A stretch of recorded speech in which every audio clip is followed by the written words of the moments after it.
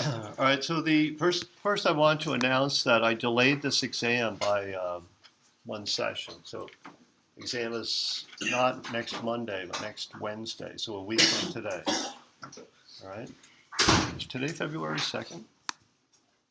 Wait a minute, exam, February 25, sorry. So that's,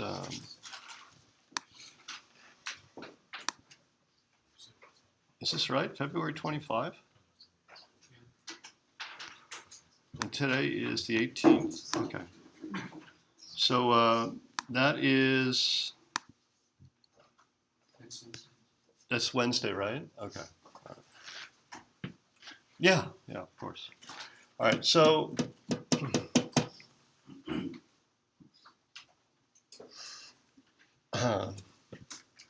what I thought I'd do today is to focus on some of these problems that will appear.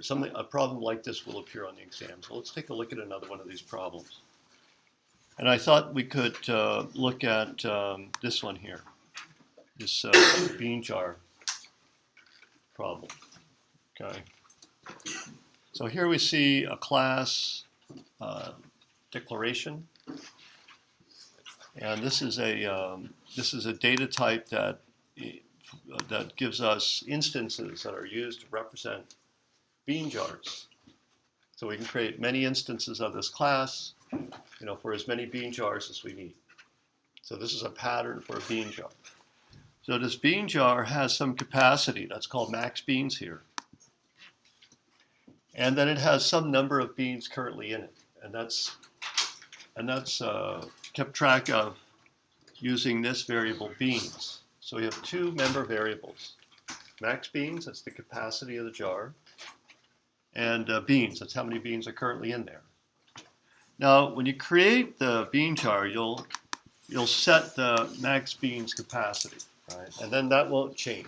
So once we create the BeanJar instance, we'll leave the capacity alone. So we'll have different size BeanJars, right? Some can hold 100 beans, some can hold 200 beans, and so on. But the thing that'll change over time after creating these BeanJars is the number of beans in there. So we create a BeanJar of capacity 100, but we initialize it with 50 beans. And we take a bean out, now it has 49 beans. We don't change the capacity, we don't change max beans, we just change beans. It's the current number of beans in the jar. So this is called a user-defined data type. And these user-defined data types, these classes, have member variables that are used to track the state of these objects. So if you know the max beans and you know the current number of beans in the jar, then you understand the state of that object. In addition to the state of this object, you also have behaviors. Sometimes they call these behaviors or operations or functions. In this subject, all those three words mean the same thing. Behavior, operation, function. They all mean exactly the same thing. And so you want to know some code, maybe it has reference to a BeanJar instance. And you want to know, well, how many beans are in there? Well, then I call getBeans. Or if I want to change the number of beans in there, I want to add beans, then I call addBeans. Or if I want to remove some beans from the jar, I'll call removeBeans. So these BeanJar instances we're just using them to keep track of the state of some BeanJars. So it's like we're modeling the real world. Maybe you have real BeanJars and we want to keep track of how many beans are in the jars. It's kind of a silly example, but I wanted to keep the example simple.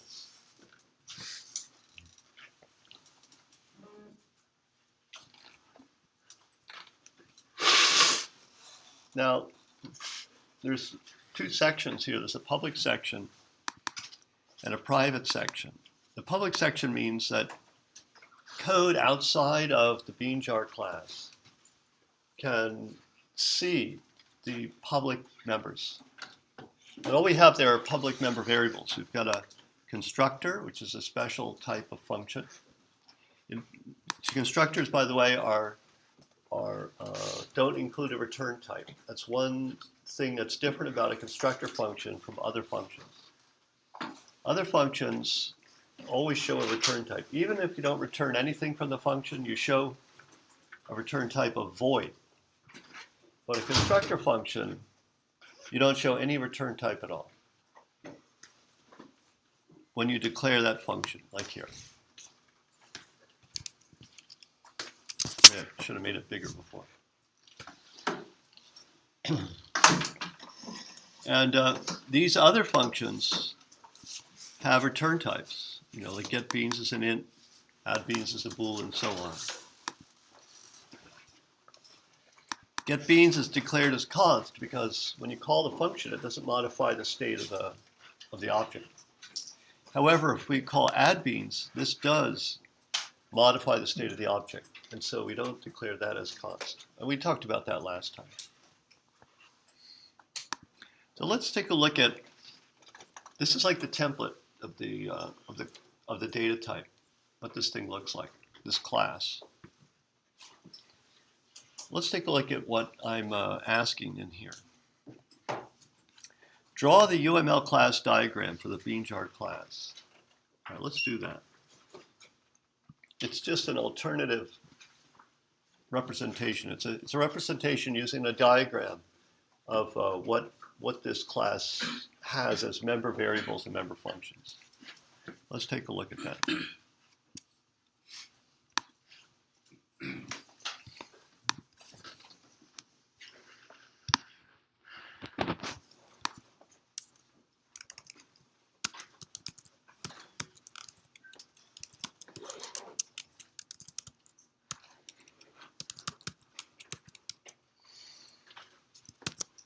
And I'm going to create a header file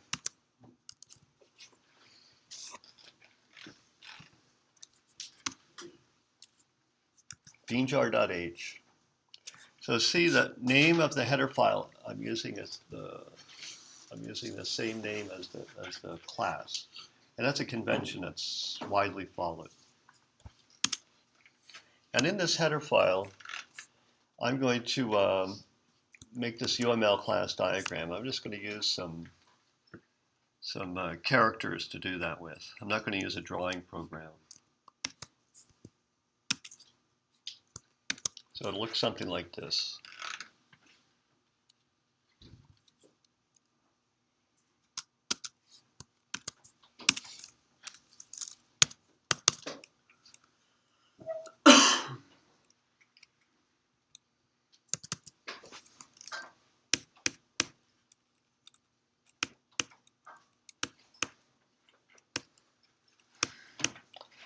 So there we have 3 sections.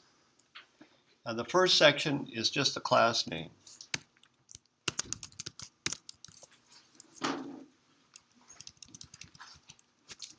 And the second section lists the member variables. One variable is called max beans.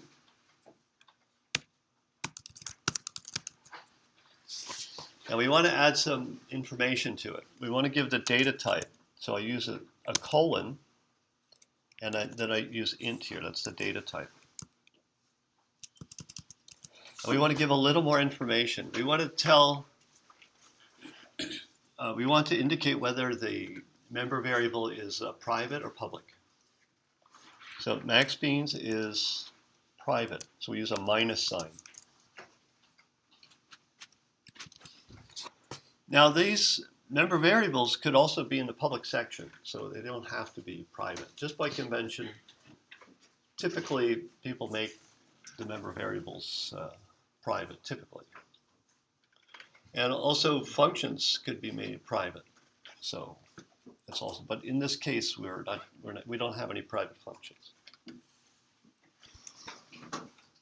So we have max beans, and then another variable called beans.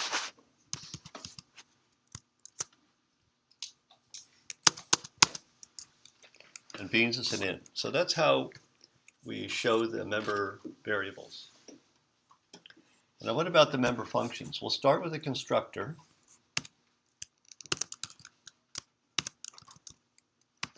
BeanJar. And BeanJar takes two arguments. One is the max beans, which is an int. And the other one is the initial number of beans in the jar, which is also an int.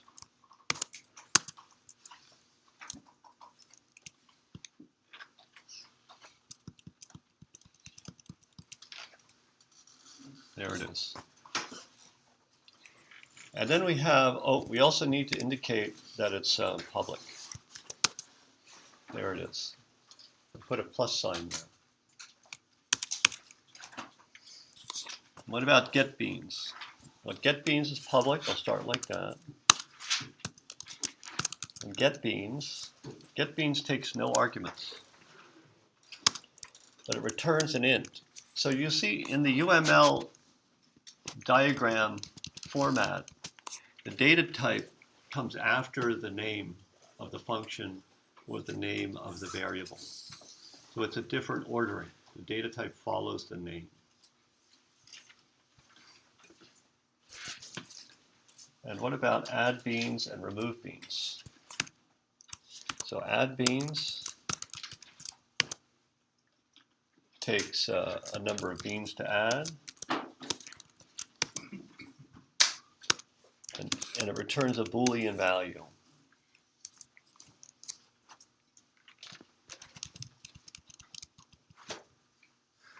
Now let me tell you, why do we return a bool? Well, we didn't read this explanation here, but this explains what's going on. That if we call, let's suppose our BeanJar has a capacity of 100, and we have 50 beans in the jar already. That means we can't add more than 50 more. But if we call add beans with 60, then it's a problem. We can't add 60 beans to the jar. There's not enough capacity.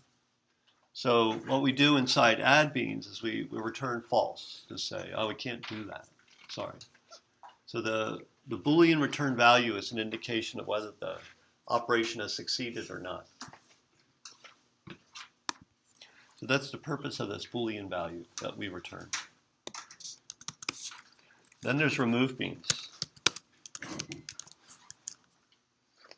And it has the same format.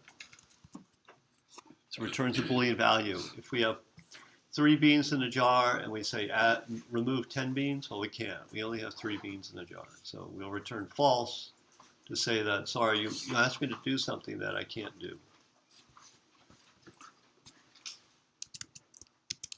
So there's the UML class diagram. Now I put this inside the header, so I'm just going to put that inside of a multi-line comment.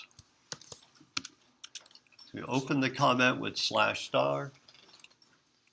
We close the comment with */. Everything in there, in between those two markers, is ignored by the compiler.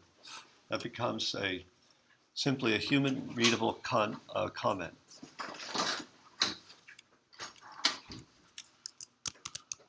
So I put that in the header file. Now on the exam, you're not going to create a header file. You're just going to draw the UML diagram in there. Okay.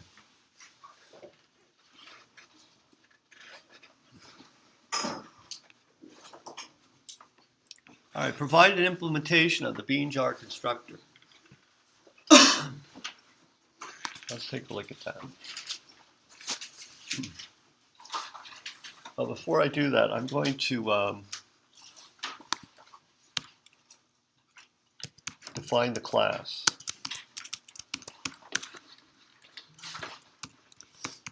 There's a public section, private section. Now on the exam, you wouldn't do this. I'm just doing this because I wanted to build a program and show you how to run it, how you would do it.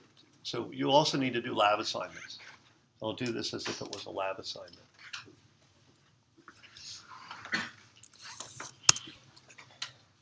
So the constructor looks like this.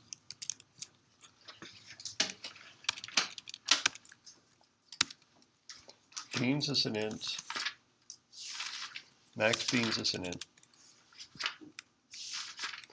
The constructor is a function with no return value declared, and it takes 2 arguments. Max beans and beans, both of those are ints.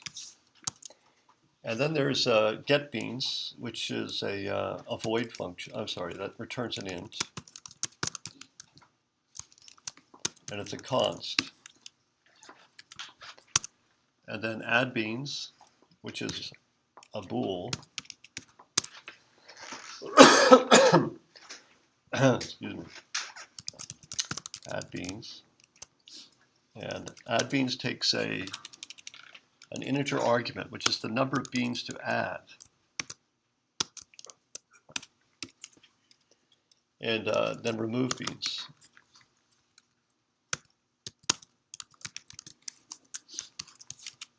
Oops. So those are the functions, and they're all in the public section. What about the private section? We have max beans, and we have just beans. Current number of beans in the jar. Notice there's a semicolon right there. If you leave that out, it won't compile.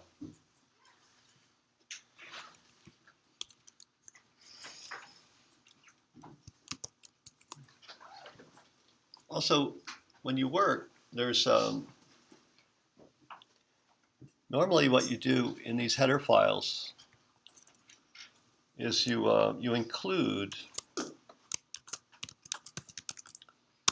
this pre-processing directive. You say to the compiler, only include this header file once.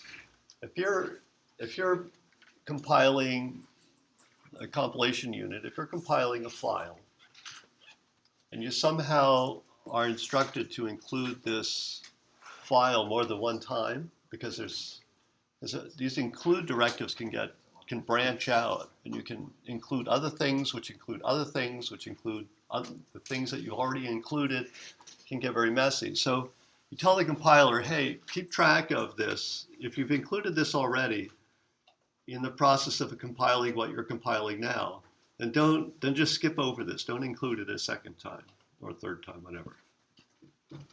And this is the modern way to do it. There's an old way to do it, but I'm not going to cover that. I think practically every modern compiler supports Pragma once. The older way to do it is use called an include guard, where you define a macro, you define a string, and then you test to see if the string is defined or not. Anyway, I'm not going to get into that. Maybe I'll show you that later. Just want to keep it simple for now.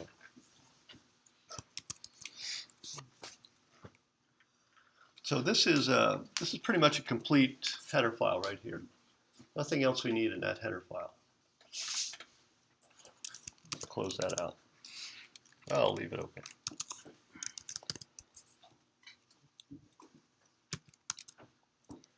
Now let's provide the implementation.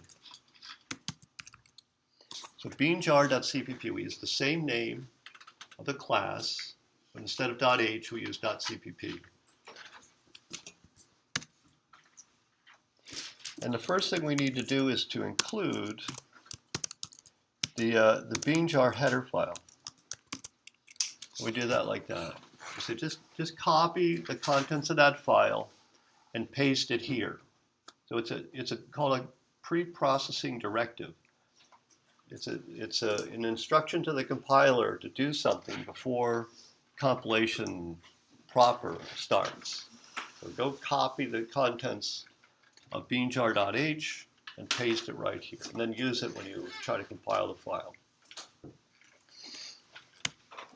And what we'll do is implement the BeanJar constructor. I'll show you how to do that. So we have the function.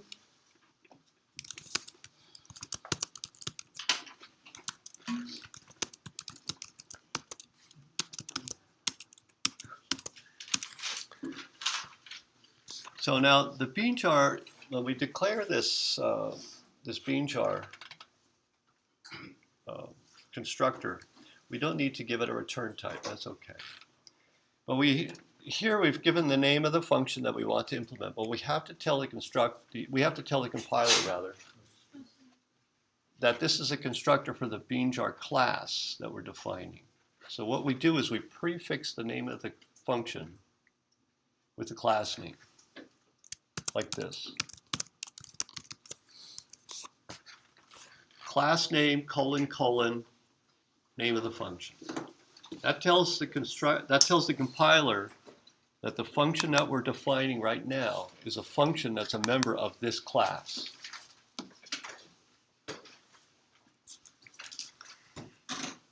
Now, what does a constructor do anyway? Well, it's when you declare an instance of a data type, memory has to be allocated, set aside, initialized, for an instance of that data type. The constructor is what's used to initialize the allocated memory. That's what it does. Let me try to make that a little more concrete. Let's have a third file, main.cpp, that tests our BeanJar class.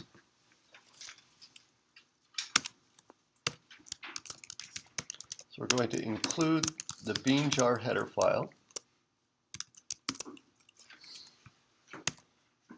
And we're going to do using namespace std just for convenience.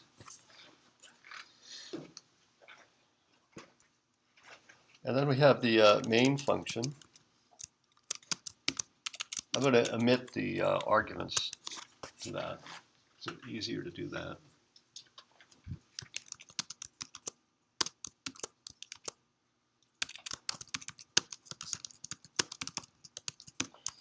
And let's write some automated tests for our class.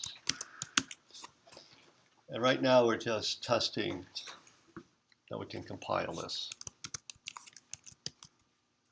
So we have, oh, where did that thing go? Oh, I didn't save this file. I'll save that file. There it is. So we have three files. BeanJar.cpp, a file that has the function implementations for the BeanJar class. BeanJar.h, that's the header file that has the declaration of the BeanJar class. And the main.cpp, that's the test harness. It's the test code. It's the entry point to the program. And when the program runs, we're going to create some instances of the BeanJar class and verify that it runs correctly. Okay. And I think we can actually compile that now.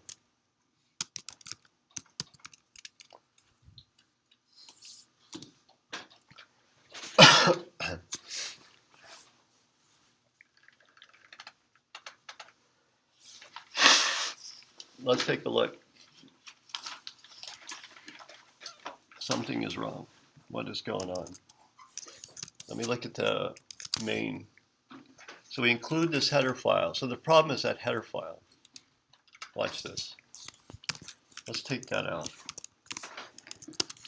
This is not something you would do on the exam, but you would do this in the lab, right? You'd have to debug.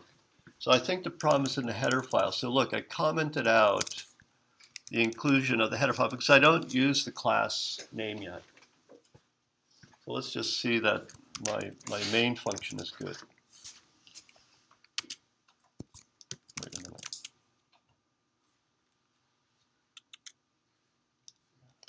Using namespace std. Using directive refers to implicitly defined namespace std. Yeah, you forgot IOStream. What's that? You forgot to include IOStream. Yeah, that's right. I think that's what it is. Thank you. There we go. That's good. Now that works.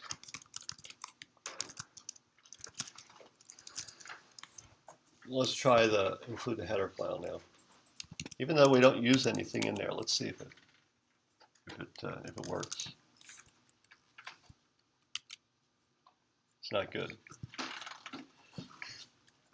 And see, I can't see the first. I'd like to see the first error, but it's not showing. So I'm going to dump everything into a file named T. The 2 means standard error because I think this output is being written as standard error. I'm going to dump the results into a file called T.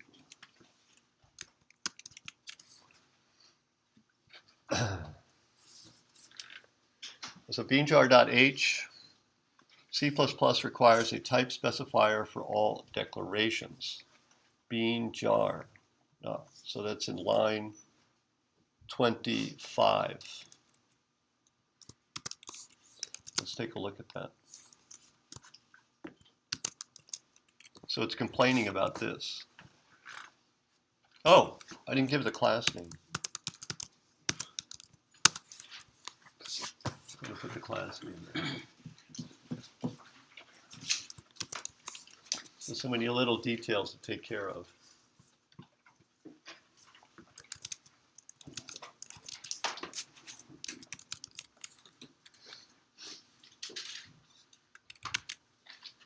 Looks good. I'm going to remove T. So it's good so far here.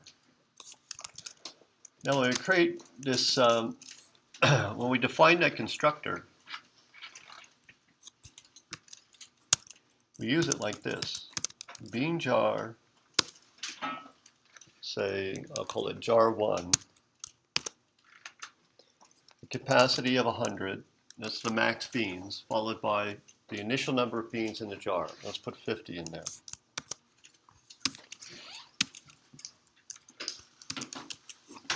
We just created an instance of this BeanJar class, passed in the capacity of 100 and an initial number of beans of 50.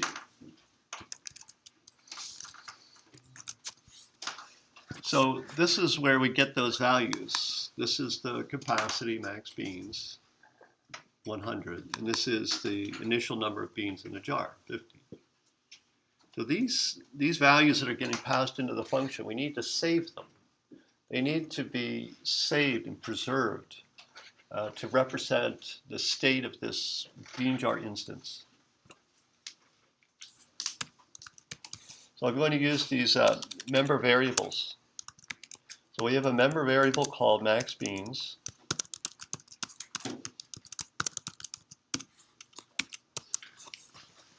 So we're going to copy our max beans argument into the member variable max beans. The same with beans.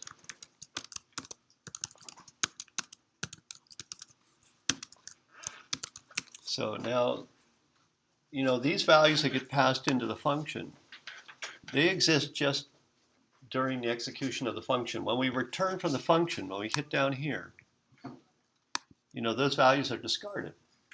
So we need to save them. We have to copy them into the memory that the compiler, the program is allocating for us to store those member variables. So this arrow max beans is the memory that was set aside for this instance of the BeanJar class. And this constructor is initializing that memory.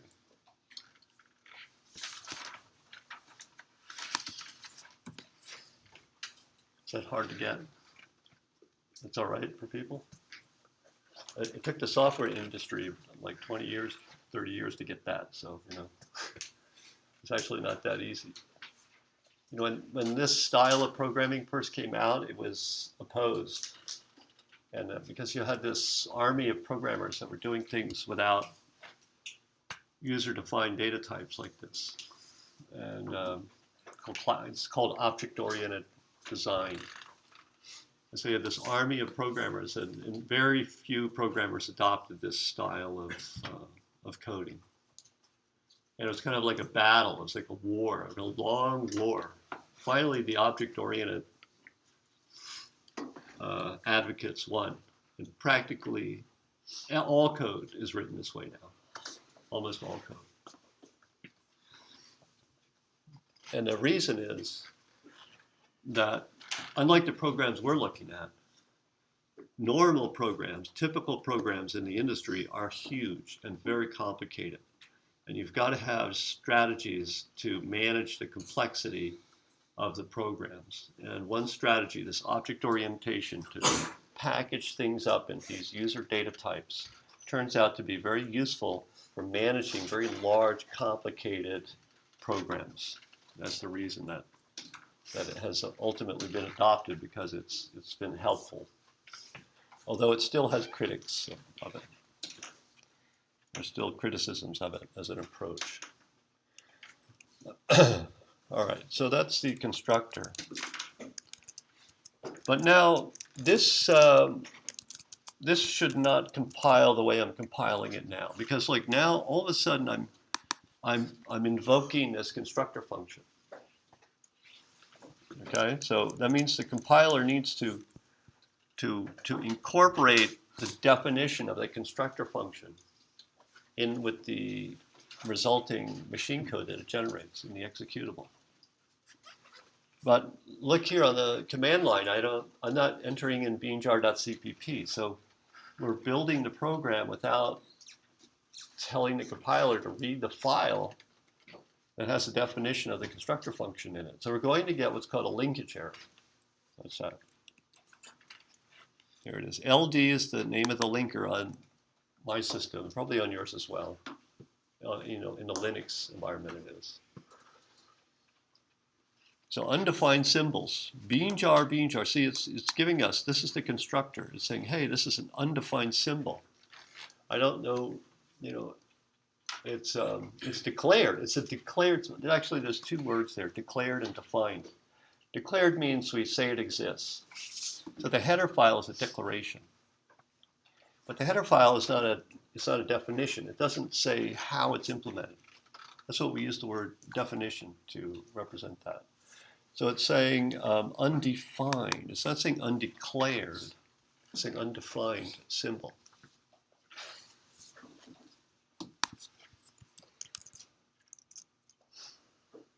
So what we need to do is, whoops, sorry about that.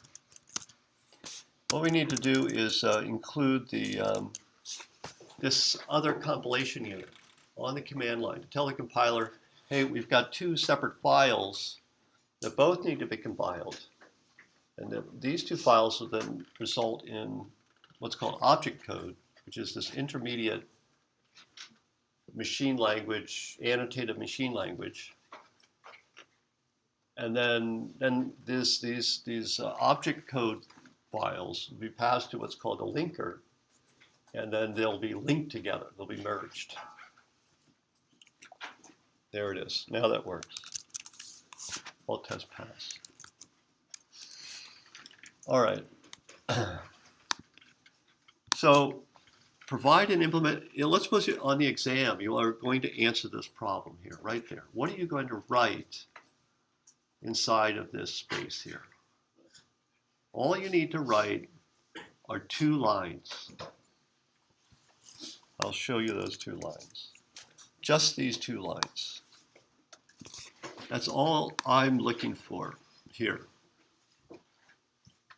See this BeanJar constructor. I've already got the function signature here. You don't need to repeat BeanJar : BeanJar. You can if you want, but I don't require it in the exam. You know, in the exam, you don't have a lot of space to write. You know, it's not like you're coding and testing. So I accept more compressed answers. So for this answer, the implementation of the BeanJar constructor, if you just show these 2 lines right there, that's good.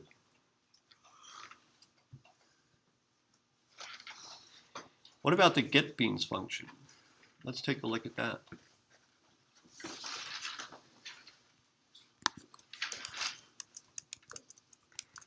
See, the getBeans, that just returns the number of beans in the jar. How do we know that? Well, I say it up here. You know, in here is in there. Also, that's a standard name, get. You have getters and setters. You have getBeans and setBeans. I don't have any setters in there. We could have had setBeans and changed the total number of beans in the jar. We could add that in there. So those are standard names, getBeans, setBeans. So there's a variable named beans. It's hidden inside the class. We just want to get its value. Notice we can't actually set its value. We can do it indirectly by calling add beans or remove beans. But we can't access that this beans variable directly because it's private to the class. So if beans were not private, we could access it. We could access it like this.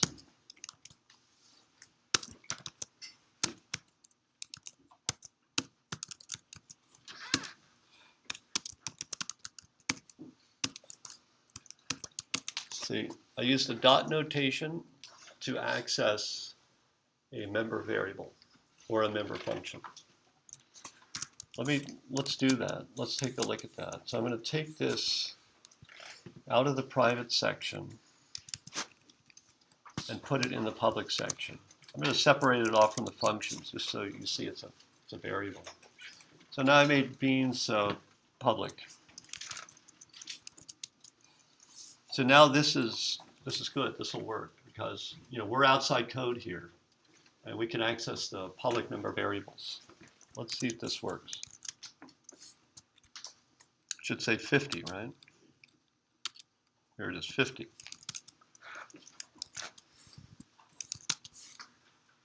So this is 50. But if this were the way it was before, which was a member variable that's private, then we'll get a compilation error. This is no longer legal because beans is private. We're not a function inside the BeanJar class. We're not allowed to access beans directly. Error. Beans is a private member of BeanJar. There it is right there.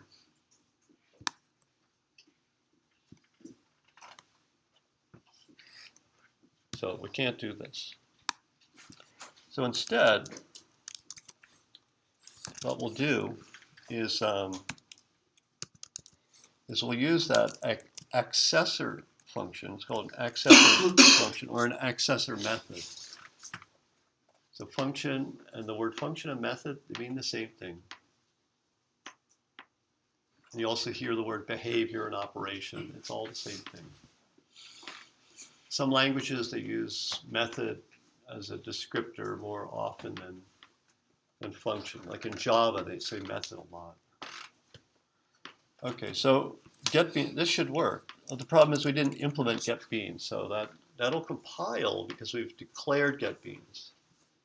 But it won't link because we didn't define it yet. Let's see if that's true. There should be a linkage error. Here it is, LD.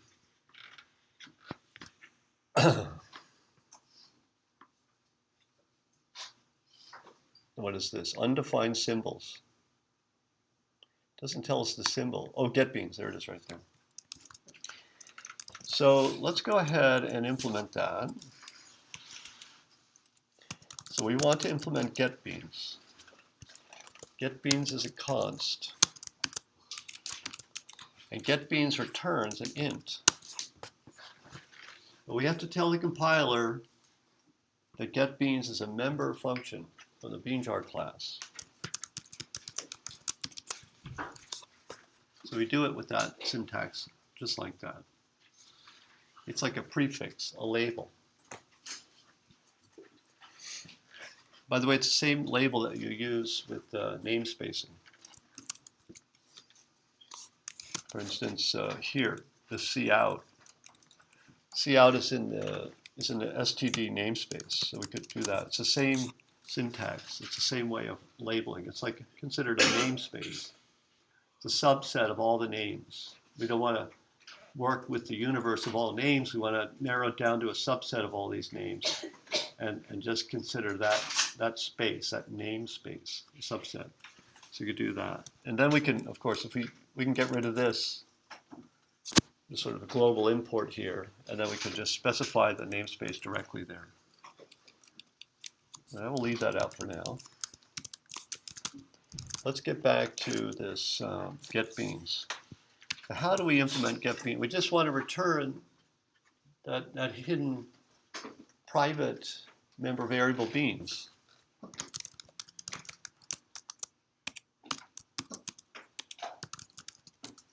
Here it is. So I got to spell that right. We just need to return that. That's it.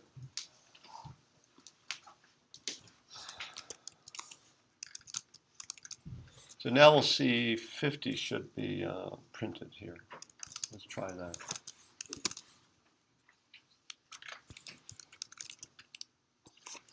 There is 50. Let's turn it into an automated test. Rather than printing it out,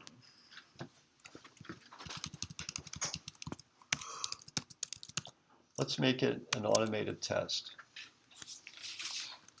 So we use the assert macro, or the assert function. We just assert that get beans returns 50.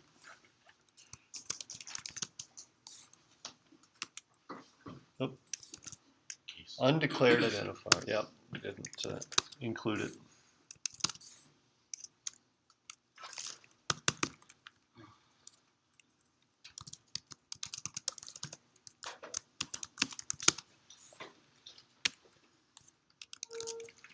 Looks good. Now once again, I want to see how that would fail. If we made that 51,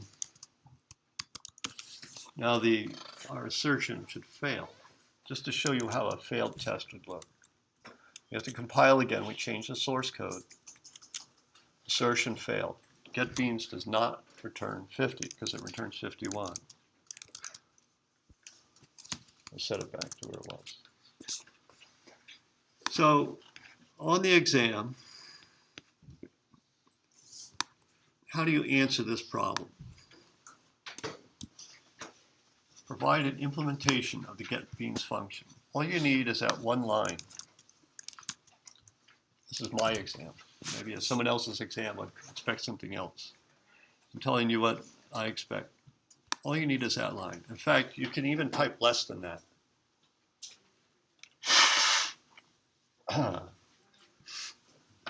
See, I used this up here because I wanted to distinguish between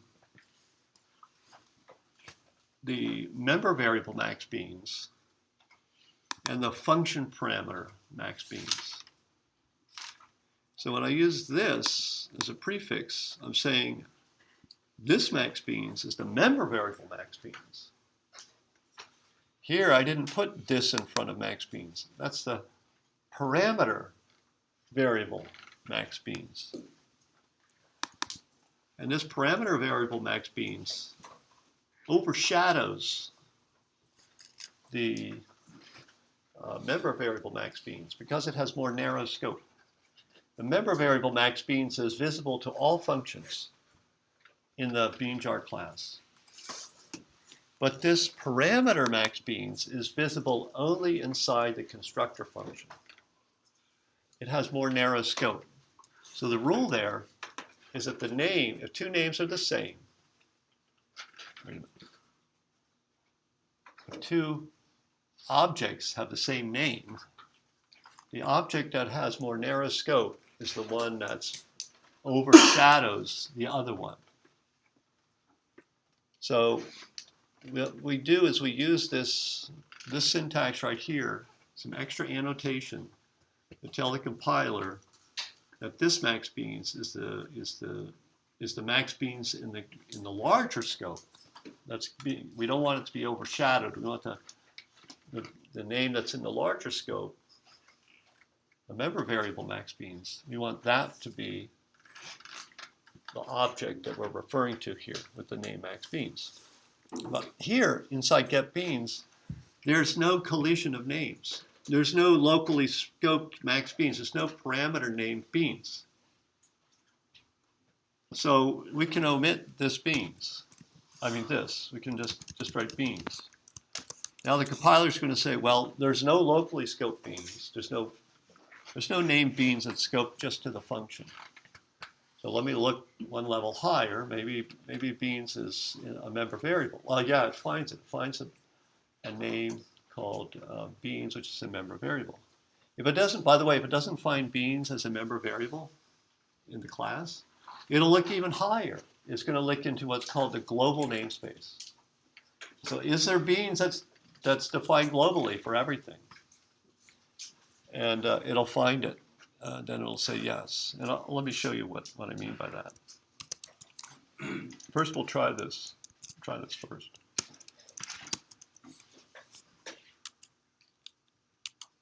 So that's good. Let's suppose I just declare an int called beans2. I'll make it equal to 50. And then I have beans2. Beans2 is not a function, it's not a name that's scoped to the function. It's not in that scope. It's not a name that's defined for the class. It's not in that scope. So the compiler looks at the next highest scope, which is a global scope, and here we have it. We have beans defined here. Beans2 rather. So it'll take this. So this will work. Oops. There it is. Now, putting things in global scope, by the way, is not considered good form, because when things get complicated, you lose track of what's going on in the global namespace. So you want to keep your names in as narrow a scope as possible.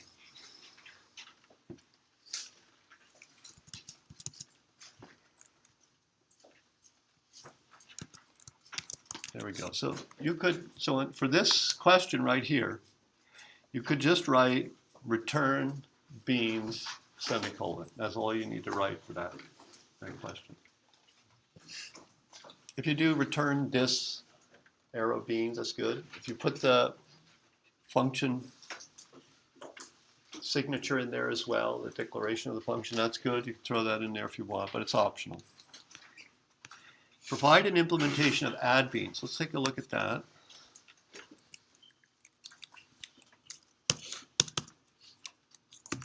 So now we have a function called add beans. Add beans returns a bool. It tells the calling code whether the operation has succeeded or failed. It is not a const. Let's implement this function using a stub for now. Okay, this is called a stub. It's an incomplete implementation of a function. I just want to get other parts of the code working first. And I want to get other parts of the code working, and we'll come back and implement the function. So this is called a stub, incomplete implementation of a function. It won't compile unless we return something, so I'm returning true. So add beans.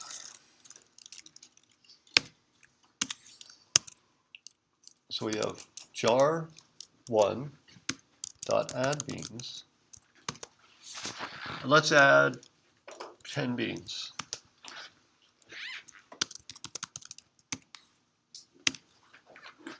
Now what does add beans return? What's it going to print right there? Return true, right? It's going to print true. Oops.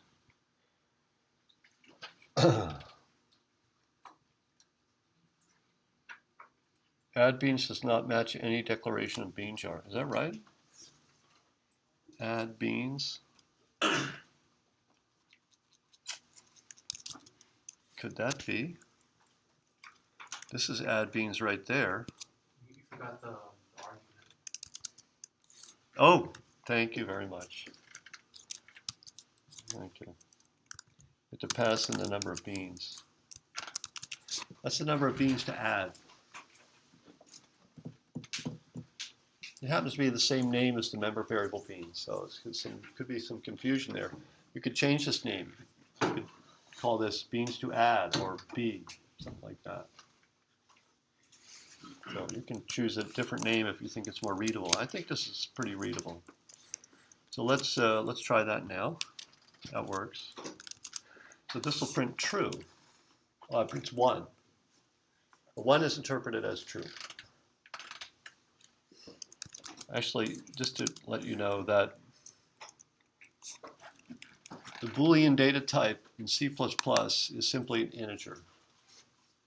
And when you internally, it's just an integer. And that's because C++, the C language works as a subset within C++. And that's how C handles Boolean data. It uses an integer. Anything that says, if the integer value is a 0, it's false. If the integer value is any other value, then it's considered true.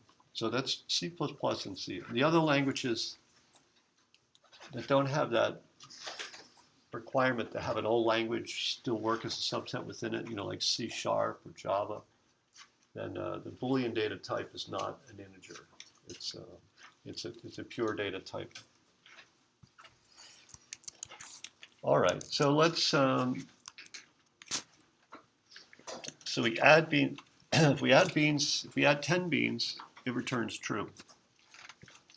So we can make a test case out of that. We can make an automated test. If we add beans, it should return true. So we assert that it returns true. And then after we add the beans, the total number of beans should be 60. See that?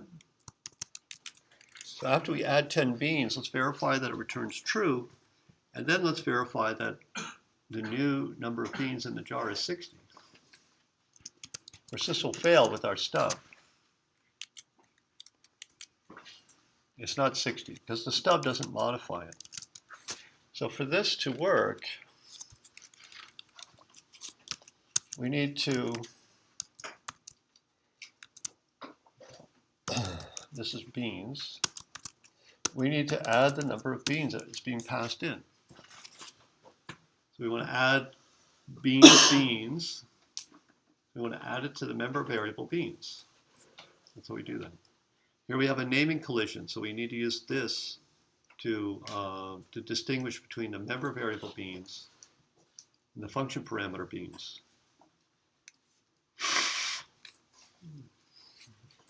Now our test code should work now, because the number of beans in our BeanJar instance should now be 60, because we're adding 10. Let's check that. There it is.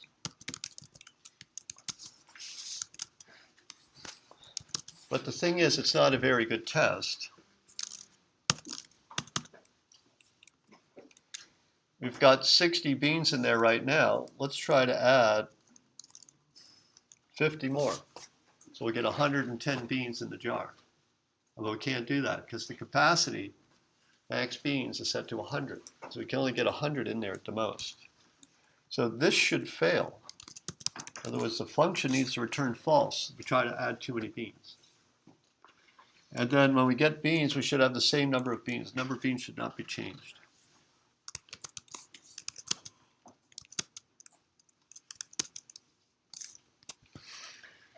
So before we go ahead and add the number of beans to the jar, we need to test to see if we can do it first. So let's do the test. So it's some if we can do it, then we do it. And we return true.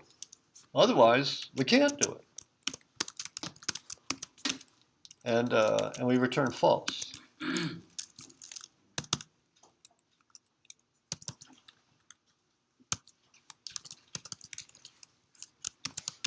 If we can do it, add the beans, return true. Otherwise, we can't do it, return false. You see how that works? But what's the expression for how do we know? This is the hardest part of the problem for students in past quarters, coming up with this expression. Try to figure this out. Can you figure this out? Anybody who's following? Maybe most of you are sleeping, I think. I know it's really, the material is pretty dry.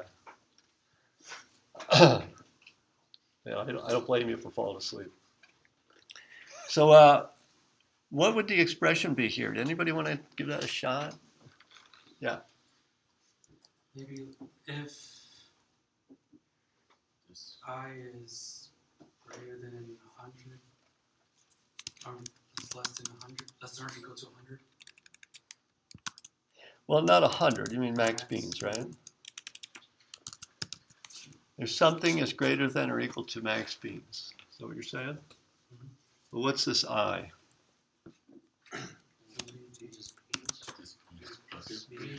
Beans?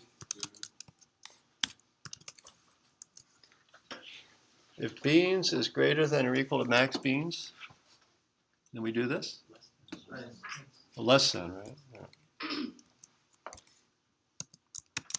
So if the number of beans is less than max beans, then we do this. Anybody see a problem? Well, look, when the code currently crashes, max beans is 100. That's always 100. Max beans is 100.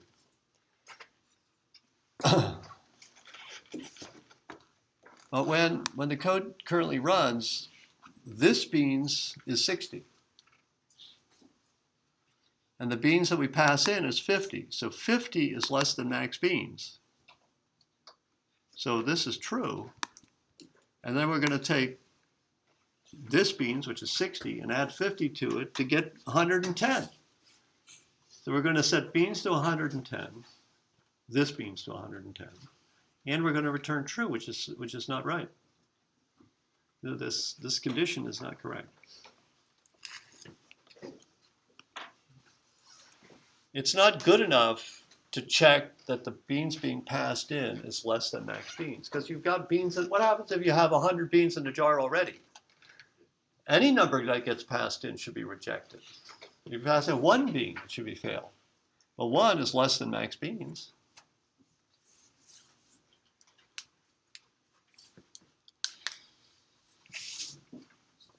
This beans plus beans is less than max beans? Very good. That's exactly how I would do it. There's other ways of doing it, but that's what I was thinking.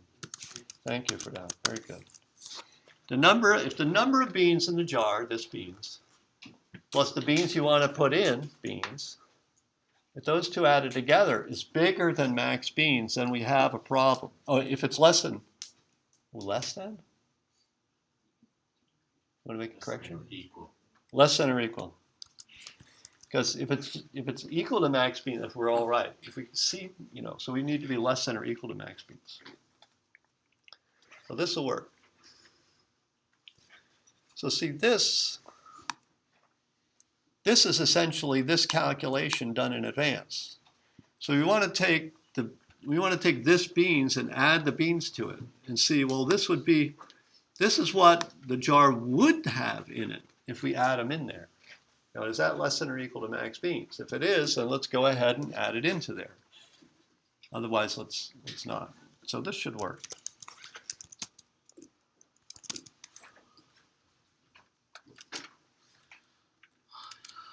So it's good.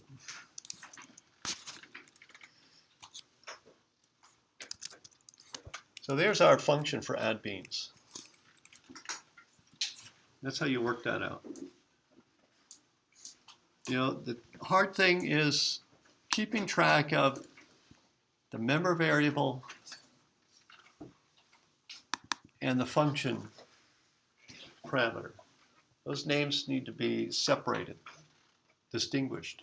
Then use this to label the member variable. So that's one difficulty and concept that you need to grasp. The other concept is how to, which is more of a skill, is how to express this condition using the C++ syntax. How do you do this? How do you come up with that? So you have to practice that. That's the hard part.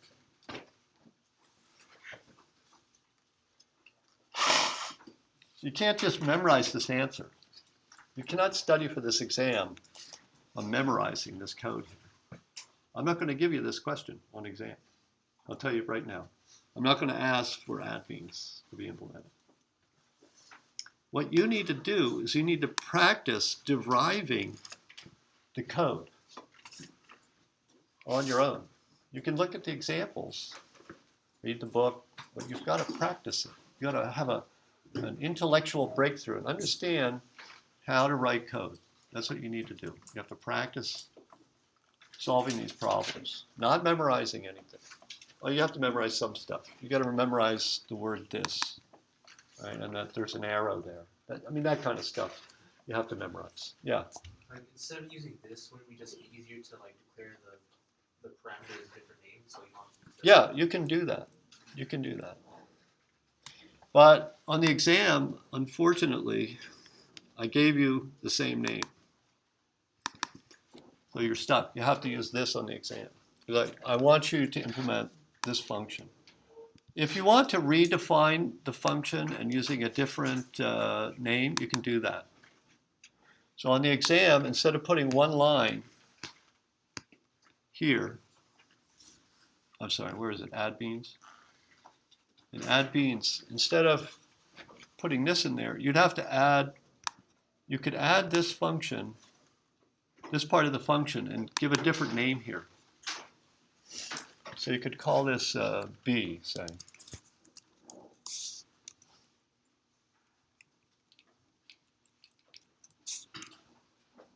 You can do this. This is equivalent. You can do that. But I mean, if you're going to be a programmer, or if you're going to take more classes, if you think you're going to read other people's code, you have to understand both approaches. And in some programming languages, they force you to use this. Or like in Python, you have to use self. It's not even this. They call it self, not this. Huh? Oh, sorry. Thought somebody said something. So this will work. And you're welcome to use this kind of solution. But in this case, you need to give me this.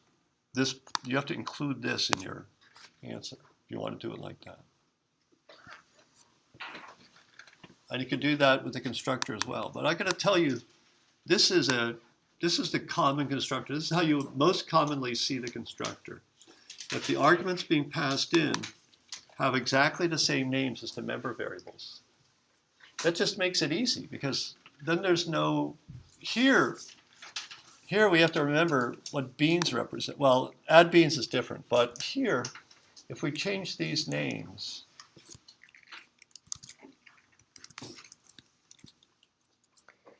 then I could do it like this. See that? Is that easier to read? Now you got to remember what MB is. Well, what's MB? You know, so if you use the word max beans, you say, well, you know, it's a constructor. I'm initializing the object. You know, the parameter name is the same as the variable name in the class. So this is less common. You do see this, but this is less common than this. This is the standard format for it. This is the standard style of implementing a constructor. Because there's no ambiguity. You know, we know exactly what this means. It's the thing that's got to get copied into the member variable max beans. Down here it's a little different because the word beans here represents the beans to add, and the beans here is the beans that are in the jar. So they're different concepts. So I could see that you know, using beans here maybe is not the best choice, but it's not bad. I think you could say beans. If you want it to be long and wordy, you could do it like that.